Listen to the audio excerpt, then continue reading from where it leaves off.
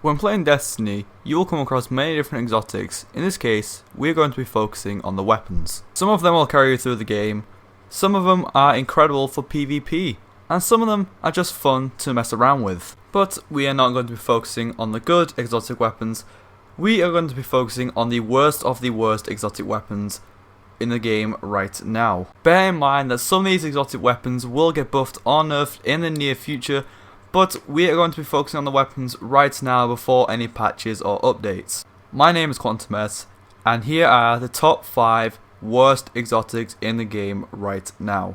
The Dragon's Breath. When you hear the name, the Dragon's Breath, you think of a fire-breathing dragon. And that's what this weapon is, but don't let the name catch you off guard, because this weapon doesn't really live up to its name at all. The 2 perks are Tripod, this launcher's tube can hold 3 shells, and Pyromancer. Rounds fired from this weapon leave a solar flare upon detonation. Sounds great, right?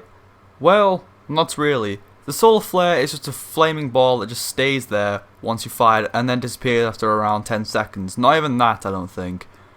This only comes useful when the boss doesn't move or the enemy doesn't move, which is very unlikely. The only boss you're going to find which isn't going to move too much is the ogre from the summoning pits. And besides, you can easily replace this weapon with, say, the Truth or the Galhorn, because they have auto lock on, so they can lock on any enemy, and they're just better with their perks in general. So I see this weapon as pretty useless. I don't know about you guys, but I don't like this weapon at all. Moving on to number 4. Hardlights.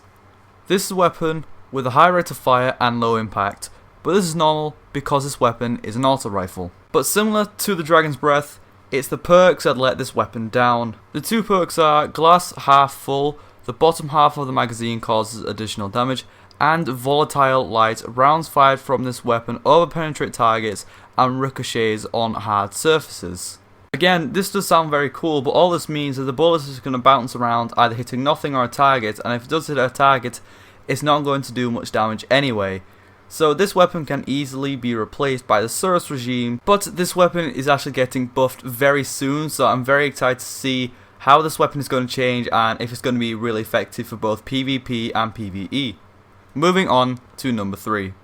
Super Good Advice. This is an exotic heavy machine gun that can only be acquired by completing the exotic bounty, A Voice in the Wilderness. When completing a exotic bounty, you think to yourself, surely this weapon should be amazing. Nope, not with Super Good Advice.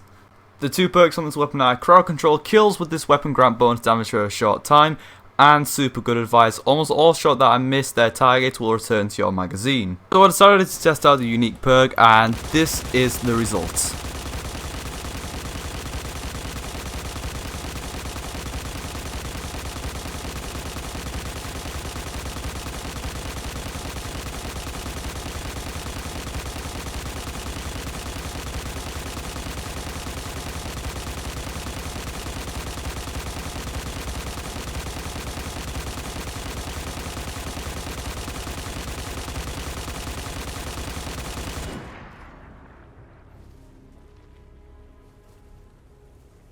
This perk makes the gun seem like it has unlimited ammo, but the only problem is, the stability is appalling.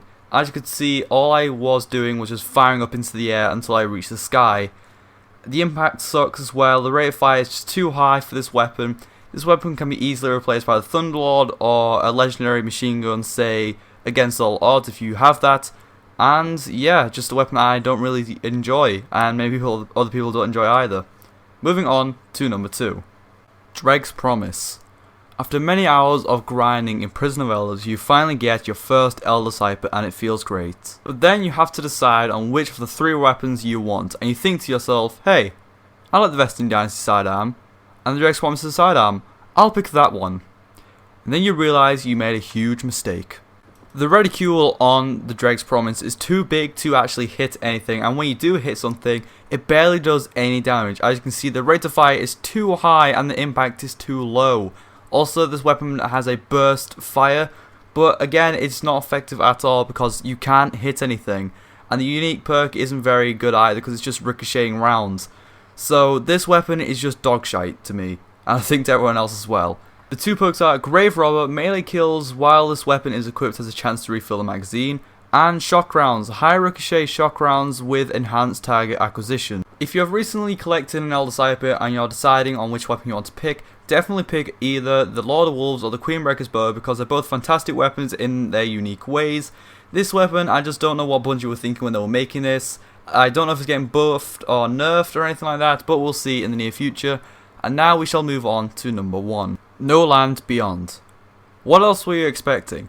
When I first ever heard about this weapon, I thought it was going to be amazing because it was a primary sniper rifle, and I also enjoy the look of this weapon. But looks is not what matters in Destiny. What matters in Destiny is, can I kick ass with it? And you're going to get your ass handed to you on a silver fucking platter if you think you're going to do well with this weapon. The two perks are Mulligan, missing a shot has a chance to return ammo directly into the magazine, and the Master, increased precision damage, kills increased damage against the next enemy. What I don't like about this weapon is the unique perk the Master is useless because you're barely going to get any kills with this weapon in the Crucible.